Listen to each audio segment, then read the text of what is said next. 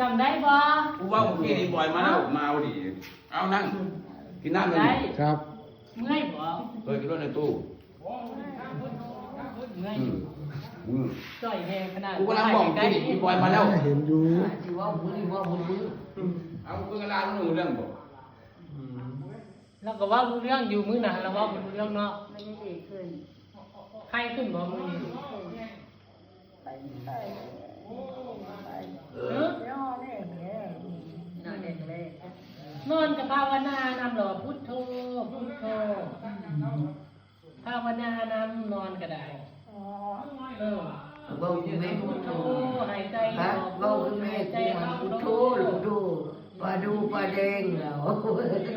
ระลึกเอาว่าเขาเคยเฮ็ดบุญอย่างถวายสังฆทานนั่นตัดลูกนิมิตนั่นก็คือไปฮอดบุญฮอดกุศลของเฮาเฮ็ดแต่ว่าบ่ได้ให้ยิ้มได้พุทโธภาวนาอยู่ตลอดใดมันบ่มีหยังเป็นของเฮาจักอย่างใดแขนก็บ่แม่นขาก็บ่แม่นตัวเฮาก็บ่แม่นใดเฮามีแต่ดวงจิตดวงเดียวใด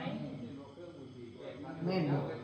เฮามีแต่ดวงจิตดวงเดียวบ่มีหยังเป็นของเฮาแขนขาบ่เคยแม่นเครื่องในตับไตบ่แม่นของเฮาจักอย่างเฮาห้ามมันบ่ได้จักอย่างเฮาห้ามบ่ให้มันเจ็บบ่ได้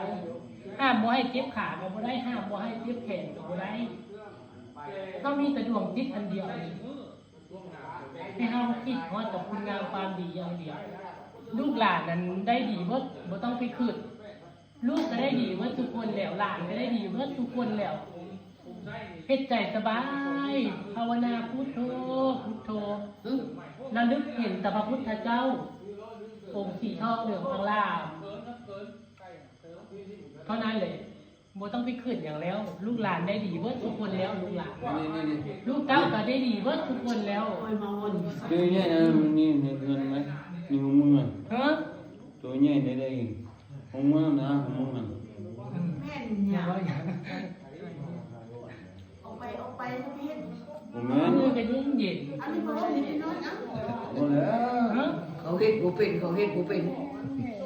มีแห้งแล้วบ่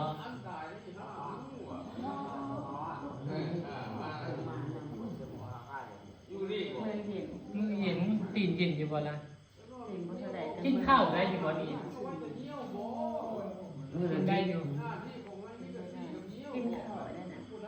กินดีอ่ะ นอนแล้วบ่มื้อนี้หรือว่ายังบ่ได้นอน นอน หมอว่าคิด บอกมันสิยาบ่มาถ่ายใกล้ๆพี่เห็นบ่บอก เอ้าก็สิไทย จ้อยลงหลาย มาเท่านั้นยังมีน้ำมีนวลอยู่พี่น้องแต่มาบ่กี่เดือนนะเนาะมาช่วงเดือนตุลาบอกเขามากันยาหรือตุลา ฮอด2 เดือน 2-3 เดือนนี่แหละ 2 เดือน มาเมื่อกี้ยังมีน้ำมีนวลยังเว้าจ้อยๆอยู่อันนี้ก็เมื่อย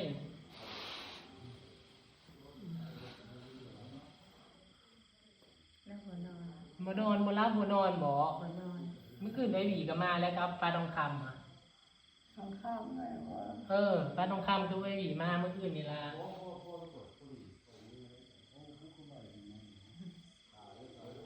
สองข้ามไป อืม แล้วบอกว่าอะไรนะครับเหนื่อย เหนื่อย หรือว่าเมื่อคืน เด้อ หึ ที่ยังไปก่อน กินหนังเสร็จก่อน เอาปิ้นหลังเจ้าสิพริกบ่อืม ได้ พริกอยู่ไหนล่ะ แล้วค่อย พริกได้บ่ล่ะ ไอ้ทอดยูข้างหลังให้ดันข้างหลัง เพิ่นมาแล้วพากันตื่นไป มาพร้อมเสียงเนาะใหญ่ๆเนาะ อยู่ใส่กันแนวนี้ล่ะ แล้วจะผิดวะ